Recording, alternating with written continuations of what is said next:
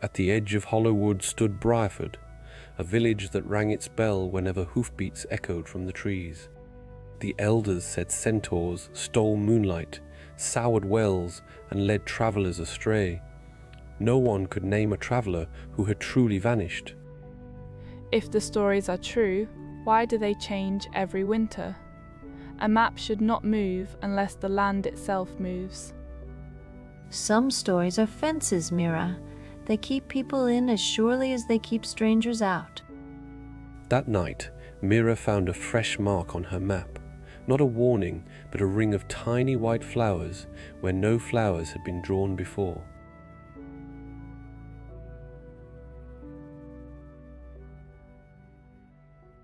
Before dawn, Mira crossed the pasture and followed the map to the old ford, where willow roots drank from silver water. There she saw a centaur kneeling beside the stream, pouring crushed starleaf into the current with the care of someone tending a sleeping child. Please do not ring the bell. The water is sick, and I came to help it breathe again. You know our bell? Then you know what my people think you are. I know what fear calls us. I also know your babies drink from this stream, and your gardens lean toward it when the sun is cruel. Mira looked from the centaur's trembling hands to the water she had carried since childhood, and the old stories loosened their grip. Show me what is really happening in the wood. If my people are wrong, I need more than wonder. I need proof.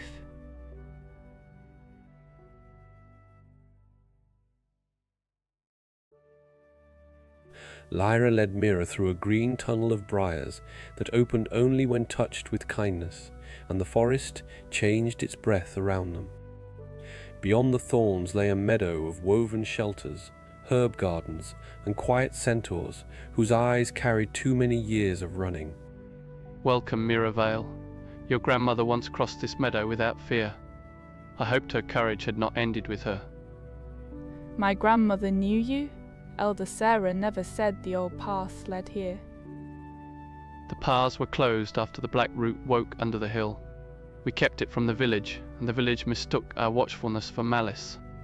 In Kale's palm lay the proof, a shard of village bell metal wrapped in black, root fibres, humming with a lie older than Mira's name. When your bell rings, the root wakes. It feeds on fear, then pushes that fear back into human hearts. Mira understood then that the bell had not protected Briarford. It had trained Briarford to tremble. By sunset the bell rang without a hand upon its rope, and Briarford poured into the watch path with lanterns and frightened faces. Keep the lanterns high and the line steady. We are not here for cruelty. We are here because fear has reached our doors. Mira stepped from the trees carrying the shard in a cloth, but the bell's note made every shadow look like a beast. Captain Rowan, the centaurs have been guarding us. The bell is sick. Let me show you before its fear becomes our truth. Mira, you vanished into their wood and returned speaking with their tongue. Step aside and let the village pass. Captain, the bell rope is moving by itself. No one is in the tower. I swear it on my ledger. Above them, the bell swung in an empty tower, and every ring sent a ripple through the roots below the road. Rowan's certainty cracked, but not enough. The lantern line moved on, and Mira ran ahead to warn the meadow. Mira did not reach the meadow first. Lyra and Kael were already at the old hill below the bell tower, listening to the earth answer the iron note. The bell was forged with a root shard in its heart. Break the lie inside the sound, and the forest will sleep again. I know the bell chamber. There is a maintenance hatch behind the old hymn boards. I can get us close. They climbed by the service stair while the bell shivered above them, each note pressing old fear against the ribs of everyone below.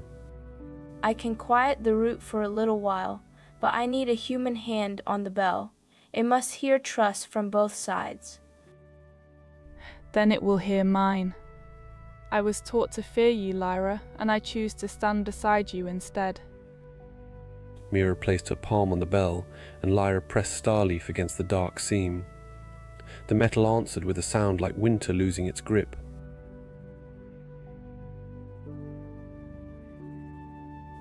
When the bell fell silent, the hidden meadow opened to the villagers. No briar barred the way, but no one crossed quickly. Kael Briarthorn, I led my people here under a false fear. I cannot undo that walk. I can name it plainly. An apology is a door, Captain. A door is not a home until people choose to live differently beyond it. Your bell will be recast without the root. Your maps will show our meadow as a neighbour, not a warning.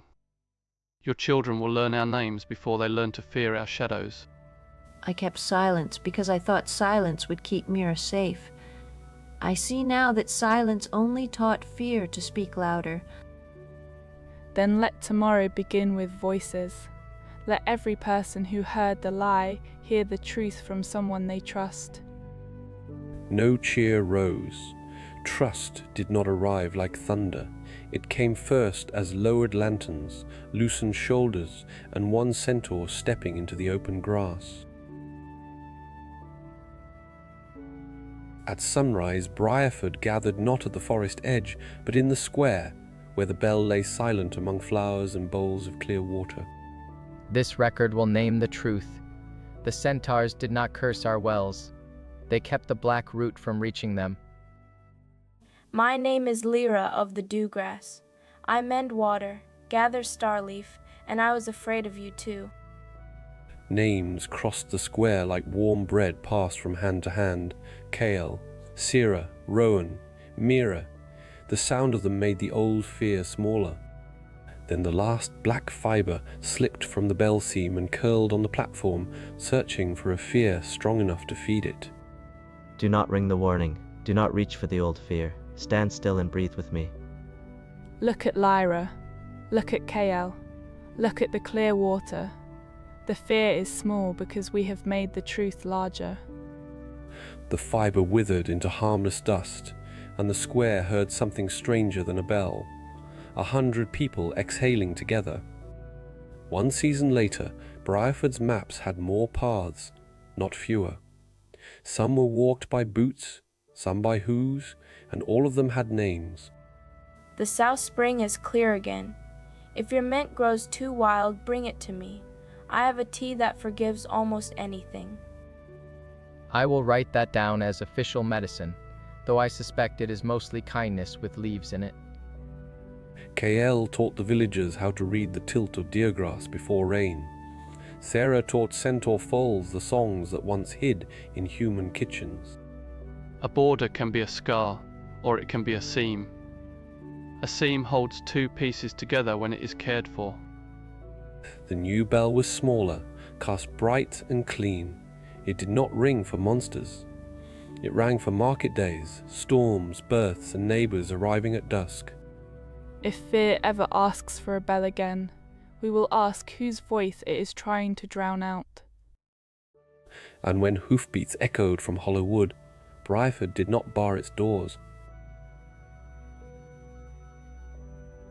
It opened them and listened for the names coming home.